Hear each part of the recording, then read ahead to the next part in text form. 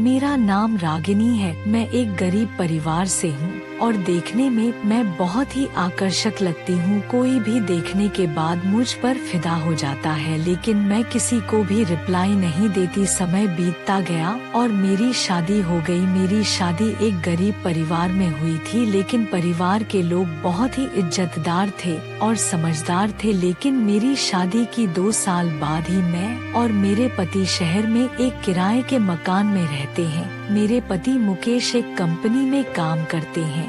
मेरे 2 बच्चों में से एक बच्चा यानी जूही से बड़ा लड़का अमन तो अपने ननिहाल में पढ़ रहा है, क्योंकि यहाँ पैसों की समस्या है। अभी मकान हो जाएगा तो हो जाएगा, फिर बच्चों का करियर, उनकी शादी का काम आ पड़ेगा। ऐसे में खुद का मकान तो होने से रहा। एक दिन घर का काम निपटाते हुए रात के 10 बज गए थे। मुकेश के आने का कोई अता पता नहीं था। हालांकि उसने मुझको फोन कर दिया था कि उसे आने में देर हो जाएगी, सो मैं खाना खाकर दरवाजा बंद कर सो जाऊं, उसका इंतजार ना करूं। एक चाबी उसके पास है, वह आकर दरवाजा खोलकर जो कुछ खाने को रखा है खाकर सो जाएगा। यह जानते हुए भी मैं मुकेश के आने का इंतजार में करवट बदल रही थी। मैं देखना चाहती थी कि आखिर उसके आने में कितनी देर होती है। जबकि बेटी जूही सो चुकी थी। समय काटने के लिए मैंने रेडियो पर पुराने गाने लगा दिए थे, जिन्हें सुनते सुनते मुझे कब नींद आ गई पता ही नहीं चला।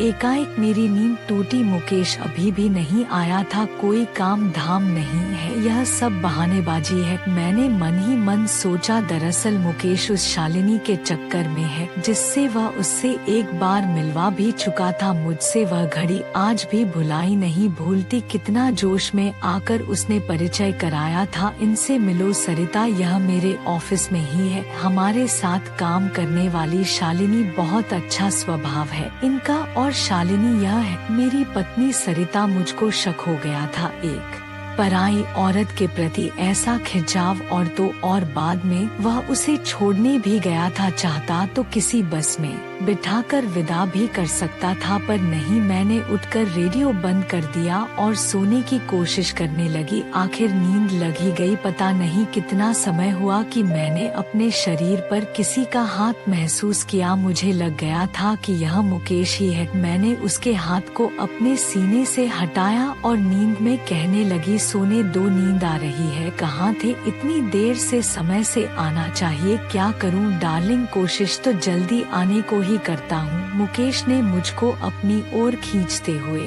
कहा, आप शालिनी से मिलकर आ रहे हैं ना? मैंने अपने आप को छुड़ाते हुए ताना सा कसा, इतनी अच्छी है तो मुझसे शादी क्यों की कर लेते उसी शालिनी से। छोड़ो भी ना, यह भी कोई समय है इसी बातों का। आज मूड अच्छा है, आओ ना। तुम्हारा तो अच्छा मूड है पर मेरा तो मूड नहीं है। चलो सो जाओ प्लीज। मैं दूसरी ओर मुंह करके सोने की कोशिश करने लगी। तुम पत्नियां भी ना कब समझोगी अपने पति को? मुकेश ने निराश होकर कहा, पहले तुम मेरे हो जाओ, तुम्हारा ही तो हूँ बाबा, पिछले 12 सालों से तुम्हारा ही हूँ। सरिता मेरा यकीन मानो तो सच बताओ, इतनी देर तक उस शालिनी के साथ ही थे ना? देखो, जब तक मैं उस कंपनी में था उसके पास था। जब मैं वहाँ से जॉब छोड़कर दूसरी कंपनी में काम कर रहा हूँ तो अब वह यहाँ भी कहाँ से आ गई? मुझे तो यकीन नहीं होता। जल्द ही सब तुम्हारे हिसाब से चलने लगेगा। ठीक है, अच्छा अब तुम मान जाओ। नहीं, बिल्कुल नहीं, मुझे तो बिल्कुल यकीन नहीं होता। तुम एक नंबर के झूठे हो। मैं कई बार तुम्हारा झूठ पकड़ चुकी हूँ तो तुम नहीं मानोगी जब तक मुझे पक्का यकीन नहीं हो जाता। मैंने कहा तो तुम्हें यकीन कैसे होगा? बस सच बोलना शुरू कर दो और समय से घर आना शुरू कर दो। अच्छी बात है, कोशिश करता हूँ। रंग में भंग पड़ता देख मुकेश ने अपने कदम पीछे खींच लेने में ही भलाई समझी। वह नहीं चाहता था कि बात आगे बढ़े। वह भी करवट बदलकर सोने की कोशिश करने लगा। मेरा मुकेश के प्रति यही नहीं था। दरअसल कुछ महीने पहले की बात है। मैं और मुकेश जूही के साथ शहर के एक बड़े गार्डन में घूमने गए थे, जहाँ वह शालिनी के साथ भी घूमने जाता था। वहाँ से वे अपने परिचित भेल वाले के यहाँ नाश्ता करने के लिए चले गए। भेल वाले ने सहज ही पूछ लिया था कि आज आपके साथ वो छोटे हेयर कट वाली मैडम जी नहीं है। बस यह सुनते ही मेरे तन बदन में आग लग गई थी और घर लौटकर मैंने मुकेश की अच्छे से खबर ली थी। मुकेश ने लाख सफाई दी पर मैं नहीं मानी थी। जैसे तैसे आगे ना मिलने की कसम खाकर मुकेश ने अपना पीछा छुड़ाया था। मेरी बातों में सच्चाई थी, इसलिए मुकेश कमजोर पड़ता था। मुकेश शालिनी के चक्कर में इस कदर पड़ा था कि वह चाहकर भी खुद को शालिनी से अलग नहीं कर पा रहा था। अब एक ही रास्ता था कि शालिनी शादी कर ले और अपना घर बसा ले। पर एक तरह से शालिनी यह जानते हुए कि मुकेश शादीशुदा है, वह खुद को उसे सौंप चुकी थी। मुकेश में उसे पता नहीं क्या नजर आता था। यहाँ तक कि जब मैं गांव में कुछ दिनों के लिए अपनी माँ के यहाँ जाती तो शालिनी मेरे घर आ जाती और फिर दोनों मजे करते। पर मुझको किसी तरह इस बात की भनक लग गई थी, इसलिए मैंने अब माँ के यहाँ जाना कम कर दिया था। मैं संबंधों की असलियत को समझ नहीं पा रही थी, क्योंकि जहाँ एक और मैं माँ बनने के बाद मुकेश से प्यार में कम दिलचस्पी लेती थी या लेती ही नहीं थी, वही दूसरी ओर मुकेश अब भी मुझसे पहले वाले प्यार की उम्मीद रखता था। उसकी तो इच्छा होती थी कि हर रात सुहाग रात हो, पर जब मुझसे उसकी मांग पूरी नहीं होती तो वह शालिनी की तरफ मुड़ जाता था। इस तरह मुकेश का शालिनी से जुड़ाव एक मजबूरी था जिसे मैं समझ नहीं पा रही थी। मैंने शालिनी वाली सारी बातें अपने तक ही सीमित रखी थी। मेरे सामने यह जो शालिनी वाली उलझन है, इसे मैं खुद ही सुलझा लेना चाहती थी। अगले दिन मुकेश ने काम पर जाते हुए मेरे हाथ में 500 रुपये रखे और मुस्कुराते हुए मेरी कलाई सहलाने लगा। मैंने आंखें चौड़ी की। मुकेश सहमते हुए बोला, जानू आज साप्ताहिक हाट है, सब्जी के लिए पैसे दे रहा हूँ, भूलना मत वरना फिर रोज आलू खाने पड़ेंगे। यह कहते हुए टीवी देख रही जूही को प्यार से अपने पास बुलाते हुए उसने शाम को आइसक्रीम खिलाने का वादा किया और अपने बैग को थामते हुए बाहर निकल गया। मैं दरवाजा बंद कर अपने काम में जुट गई। कामकाज खत्म कर जूही को पढ़ाई की हिदायत देकर बड़ा सा झोला उठाए मैं दरवाजा लॉक करके बाजार की ओर निकल गई।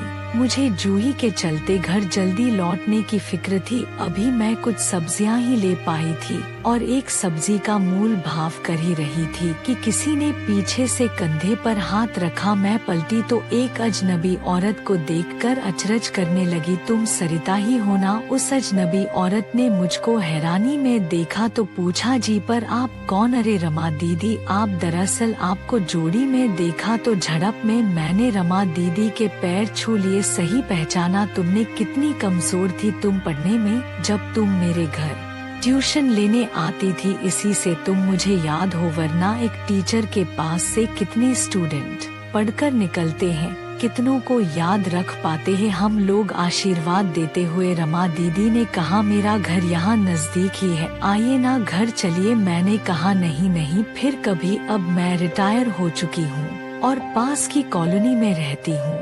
लो यह है मेरा विजिटिंग कार्ड, घर आना खूब बातें करेंगे। अभी इस वक्त थोड़ा जल्दी है वरना रुकती, अच्छा चलती हूँ। मैंने कार्ड पर लिखा पता पढ़ा और अपने पास में रखकर सब्जी के लिए आगे बढ़ गई। मैंने तय किया कि मैं अगले दिन रमा दीदी से मिलने उनके घर जरूर जाऊंगी। मुझे लगा कि रमा दीदी मेरी उलझन को सुलझाने में मदद कर सकती हैं। अगले दिन सारा काम कर मैं जूही को पड़ोस में रहने वाली अपनी सहेली के पास छोड़कर रमा दीदी के घर की ओर चल पड़ी। घर पहुंचकर मैंने डोर बेल बजाई तो दरवाजा खोलने वाली रमा दीदी ही थी। आओ सरिता कहकर अपने साथ अंदर ड्राइंग रूम में ले जाकर बिठाया। रमा दीदी ने पूछा, कहो क्या बात है सरिता? सब कुछ ठीक ठाक है, जिंदगी किस तरह चल रही है? तुम्हारे मिस्टर, तुम्हारे बच्चे? मैं फिर जो शुरू हुई तो बोलती चली गई। रमा दीदी बड़े गौर से सारी बातें सुन रही थी। उन्हें लगा कि मेरी मुश्किल हल करने में अभी भी एक टीचर की जरूरत है।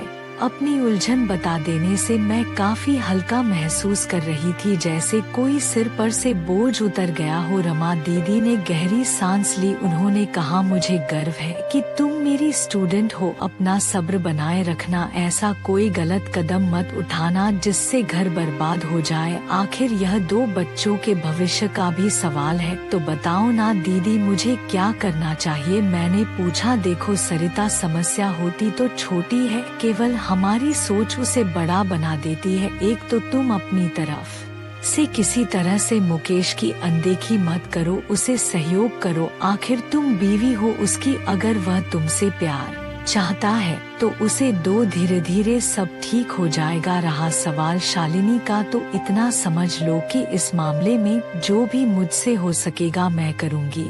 मैं अब आपके भरोसे हूँ दीदी। अच्छा चलती हूँ, क्योंकि घर पर जूही अकेली है। बिल्कुल जाओ, अपना फर्ज, अपनी जिम्मेदारी ठीक से निभाओ। मैं अब ठीक थी। मुझे लगा मुकेश पर से अब शालिनी का साया उठ जाएगा और मेरी जिंदगी में खुशहाली छा जाएगी। शाम को जब मुकेश घर लौटा तो उनके साथ एक साहब भी थे। मुकेश ने मुझसे उनका परिचय कराया और बताया, आज जब मैं एक बड़े मॉल में ऑफिस के काम से गया था तो वहाँ पर इनसे मुलाकात हुई। इन्हें अपने काम के लिए एक मैनेजर की सख्त जरूरत है। इन्हें मेरी बातें पसंद आई तो कहने लगे कि तुम में मुझे मैनेजर की सारी खूबियाँ दिखती हैं। मैं तुम्हें अपने यहाँ मैनेजर की पोस्ट ऑफर करता हूँ। अच्छी तनख्वाह, फ्लैट, गाड़ी, सब सहूलियत मिलेंगी। मैंने इनसे कहा कि अपनी पत्नी से बात किए बिना मैं कोई फैसला नहीं ले सकता, इसलिए इन्हें यहाँ ले आया हूँ। क्या कहती हो, क्या मैं इनका प्रस्ताव स्वीकार कर लूँ? पहले तुम कुछ दिनों के लिए वहाँ जाकर सारा काम काज देख लो, समझ लो, अच्छा लगे तो स्वीकार कर लो। मैंने खुश होते हुए कहा, मुझको यह अच्छा लगा कि मुकेश कितनी तवज्जो देते हैं। मुझे आज पहली बार मुझे लगा कि अब तक मैं मुकेश से बुरा बर्ताव करती रही, वह भी सिर्फ एक शालिनी के पीछे, और यह उलझन भी अब मुझे सुलझते नजर आ रही थी। मुकेश वहाँ काम करने चला गया। रोज रात को मुझसे बात करने का नियम था उसका। मैं भी बातचीत में पूरी दिलचस्पी लेती। प्रतिदिन के कामकाज के बारे में, मालिक के बर्ताव के बारे में वह सब कुछ बताता। नए मिलने वाले फ्लैट जो वह देख भी आया था के बारे में बताया। मैंने झटपट रमा दीदी के घर की ओर रुख किया। उन्हें मुकेश के नई जॉब और वही शिफ्ट होने के बारे में बताया। रमा दीदी के मुंह से निकला, तब तो तुम्हारी सारी उलझने अपने आप ही सुलझ रही है सरिता। जब तुम लोग शहर ही बदल रहे हो तो शालिनी इतनी दूर तो वहाँ आने से रही। सब कुछ इतना जल्दी तय हुआ कि मेरा इस पहलू की ओर ध्यान ही नहीं गया। रमा दीदी के इस बात में दम था। एक तीर से 2 शिकार हो रहे थे। अब इसके पहले कि शालिनी के पीछे मुकेश का मन पलट जाए, मैंने वहाँ जाना ही सही समझा। फिर पूरी गृहस्थी के साथ मुकेश ने शिफ्ट कर लिया। अपने बेटे अमन को भी अपने पास बुला लिया। मैं नए शहर में नया घर देखकर आवाज थी। ऐसे ही घर का तो मैंने कभी सपना देखा था। दोनों बच्चे तो यह सब देखकर चहक उठे। मुकेश में शुरू में उदासी जरूर नजर आई। मैं समझ गई थी ऐसा क्यों है, पर मैंने अब अपना प्यार मुकेश पर उड़ना शुरू कर दिया था। एक शाम जब मुकेश काम से घर लौटा तो बुझा सा था। अगले ही दिन दोपहर में कामकाज से फुर्सत पाते ही मैंने रमा दीदी को फोन घुमा दिया। तब रमा दीदी ने मुझे यह सूचना सुनाई कि शालिनी की शादी हो गई है। ये सुनकर मैं उछल पड़ी। थैंक यू, बस इतना ही कह पाई मैं और फोन बंद कर बिस्तर पर बिछ गई। अब मुझे मुकेश के बुझे चेहरे की वजह भी समझ आ गई थी, लेकिन अब सब कुछ ठीक हो गया था। कश्ती की गाड़ी बिना रुकावट एक बार फिर पटरी पर दौड़ने के लिए तैयार थी।